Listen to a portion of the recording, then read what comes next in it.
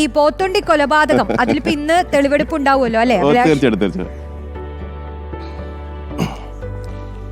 തീർച്ചയായിട്ടും അത് സംബന്ധിച്ച് തെളിവെടുപ്പിൻ്റെ നിർണായക ഘട്ടം ഇന്നലെ തന്നെ പൂർത്തീകരിച്ച് കഴിഞ്ഞിട്ടുണ്ട്. അതിൻ്റെ രണ്ടാം ഘട്ടം, അതായത് ആയുധം കണ്ടെത്തിയതടക്കം, ആയുധം എവിടെ നിന്നാണ് നിർമ്മിച്ചതെന്നടക്കമുള്ള കാര്യങ്ങളാണ് ഇന്ന് തെളിവെടുപ്പ് നടത്തേണ്ടത്.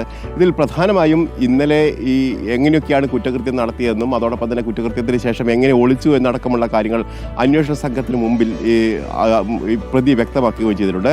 കാരണം നേരത്തെ തന്നെ പോലീസ് എത്തിയിരുന്ന നിഗമനങ്ങൾക്കനുസൃതമായിട്ട് തന്നെയാണ് ഇപ്പോൾ പ്രതിയുടെ ഭാഗത്തും അത്തരത്തിലുള്ള കാര്യങ്ങളിലൊക്കെ വിശദീകരണം ഉണ്ടായിരിക്കുന്നത്. ഏതായാലും ഇന്ന് വളരെ നിർണായകം തന്നെയാണ്. കാരണം ഈ ആയുധം നിർമ്മിച്ചതടക്കമുള്ള കാര്യങ്ങളിൽ എവിടെ നിന്നാണ് എന്നടക്കമുള്ള കാര്യങ്ങൾ കണ്ടെത്തേണ്ടതുണ്ട്. അത് എങ്ങനെയാണ് ഉണ്ടാക്കിയെന്നുള്ള കാര്യങ്ങളൊക്കെ വിശദീകരിക്കപ്പെടേണ്ടതുണ്ട്. ഏതായാലും ഇത് കൃത്യമായി തന്നെ ഇന്നലെ തന്നെ പോലീസ് ഇയാളിൽ നിന്ന് ചോദിച്ചറിയുകയും വിശദമായ ചോദ്യം ചെയ്യലൊക്കെ ഒന്നിലെ കടക്കുകയും ചെയ്തിട്ടുണ്ട്. ഏതായാലും ഇന്ന് വൈകിട്ട് 3 മണി വരെയാണ് പോലീസിൻ്റെ കസ്റ്റഡിയിൽ ഇപ്പോൾ പ്രതി ഉണ്ടാവുക. അതിനുശേഷം കോടതിയിൽ ഹാജരാക്കും. അതിനു മുമ്പായി തന്നെ പോലീസ് ഇക്കാര്യത്തിൽ കൃത്യമായി അന്വേഷണം നടത്തുകയും അതോടൊപ്പം തന്നെ പ്രതിയിൽ നിന്ന് ശേഖരിക്കാൻ കഴിയുന്ന വിവരങ്ങളൊക്കെ ശേഖരിക്കുമെന്ന് തന്നെയാണ് ഇപ്പോൾ നമുക്ക് മനസ്സിലാക്കാൻ കഴിയുന്നത്. റോഷിനി.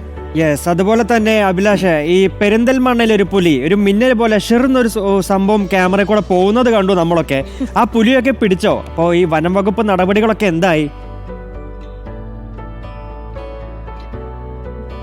തീർച്ചയായിട്ടും ഇത് രസകരമായ കാര്യമാണ്. കാരണം അവിടുത്തെ ജനങ്ങൾ നിരവധി തവണയായി പറയുന്നു ഇവിടെ പുലിയുണ്ട്, റോഡ് മുറിച്ച് കിടക്കുന്നത് പലതവണ കണ്ടിട്ടുണ്ട്. പക്ഷേ അത് വനം വകുപ്പ് ഒരു ഘട്ടത്തിൽ പോലും സ്ഥിരീകരിക്കാൻ തയ്യാറായില്ല. കഴിഞ്ഞ ദിവസം പട്ടിക്കാട് റെയിൽവേ സ്റ്റേഷൻ സമീപത്ത് റോഡ് മുറിച്ച് കിടക്കുന്നതൊക്കെ ജനങ്ങളുടെ ശ്രദ്ധയിൽപ്പെട്ടിരുന്നു. അതിനുശേഷം ആളുകൾ അവിടെ സ്വന്തം നിലയിൽ തന്നെ CCTV സ്ഥാപിക്കുകയും ആ CCTVയിലാണ് ഇപ്പോൾ പുലിയുടെ ചിത്രങ്ങൾ പതിഞ്ഞിരിക്കുന്നത്. ഏതായാലും പുലിയെ കണ്ടെത്തി എന്നുള്ള കാര്യത്തിൽ ഇപ്പോൾ വനംവകുപ്പ് സ്ഥിരീകരിക്കുന്നുണ്ട്. അതുകൊണ്ട് തന്നെ അടുത്ത നടപടികളിലേക്ക് വനംവകുപ്പ് കടക്കുന്നു. പ്രധാനമായും ജനങ്ങളുടെ പ്രതിഷേധം ശക്തമാണ്. അതോടൊപ്പം തന്നെ ഈ നിലമ്പൂർ പോലുള്ള കാടൊന്നല്ല ഈ പ്രദേശം എന്നുള്ളത്.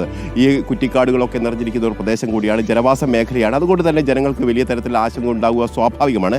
ഇതോടുകൂടിയാണ് ഇപ്പോൾ വനംവകുപ്പ് ഉണർന്നു പ്രവർത്തിക്കാനുള്ള ഒരു തീരുമാനം വന്നിരിക്കുന്നത്. അതോടൊപ്പം തന്നെ ഇവിടെ ഒരു കൂട് സ്ഥാപിക്കാനുള്ള ഒരു നീക്കം ഇന്ന് തന്നെ ഉണ്ടാവുമെന്നാണ് അറിയിച്ചിരിക്കുന്നത്. DFO തന്നെ ഇക്കാര്യത്തിൽ വ്യക്തത വരുത്തി കഴിഞ്ഞിട്ടുണ്ട്. അങ്ങനെയാണെങ്കിൽ കൂട് സ്ഥാപിച്ചു കഴിഞ്ഞാൽ അവിടെ പുലിയെ കണ്ടെത്താൻ കഴിയുമെന്ന് തന്നെയാണ് കരുതുന്നത്. അതോടൊപ്പം തന്നെ ഇന്നലെ ജനങ്ങൾ അവിടെ ഡ്രോൺ ഉപയോഗിച്ച് പരിശോധന നടത്തിയിരുന്നു. ഇന്ന് കൂടുതൽ CCTV സ്ഥാപിക്കാനുള്ള ഒരു നീക്കം കൂടി ജനങ്ങളുടെ ഭാഗത്ത് ഉണ്ടാവുന്നു എന്നാണ് നമുക്ക് മനസ്സിലാക്കാൻ കഴിയുന്നത്.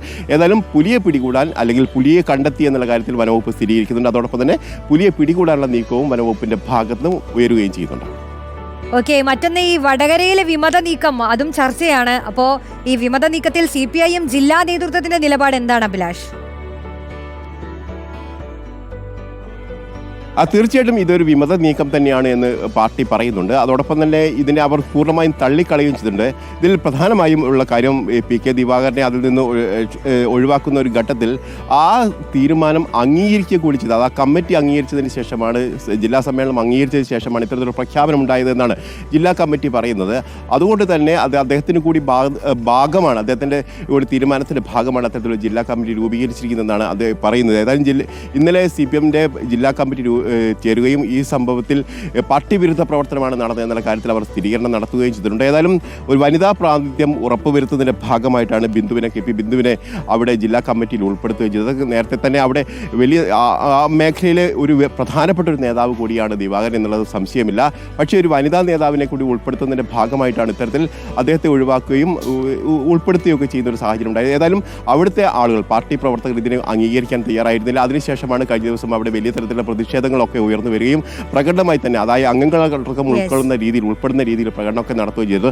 നേരത്തെ തന്നെ ഇതുമായി ബന്ധപ്പെട്ട് സമൂഹ മാധ്യമങ്ങളോടൊക്കെ പ്രചാരണം ഉണ്ടായിരുന്നു. പക്ഷേ ഇത് പുറത്തേക്ക് വരുന്ന ഒരു സാഹചര്യം കൂടിയാണ് ഉണ്ടായിരിക്കുന്നത്. ഏതായാലും പാർട്ടി ഇതിനെ തള്ളി പറഞ്ഞിരിക്കുന്നു. അതോടൊപ്പം തന്നെ ദിവാകരൻ കൂടി ഇതിനെ തള്ളി പറഞ്ഞിരിക്കുന്നു എന്നുള്ളതും ശ്രദ്ധേയമായ കാര്യം.